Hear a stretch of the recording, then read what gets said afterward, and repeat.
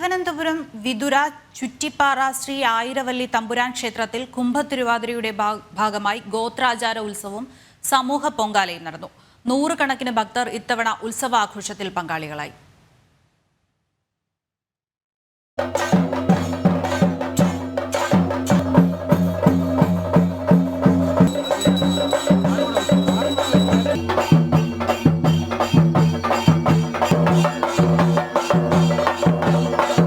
Vithura Ponpara settlement കോളനിയുടെ നടുവിൽ തലയുയർത്തി നിൽക്കുന്ന മലമുകളിലാണ് ചുറ്റിപ്പാറ.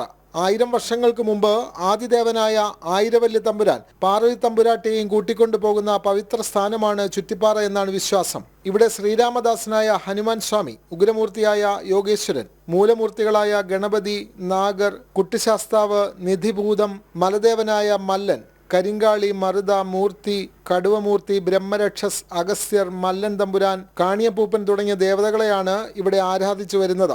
സമൂഹ പൊങ്കാലയോടുകൂടിയാണ് ഈ വർഷത്തെ ഉത്സവം സമാപിച്ചത്.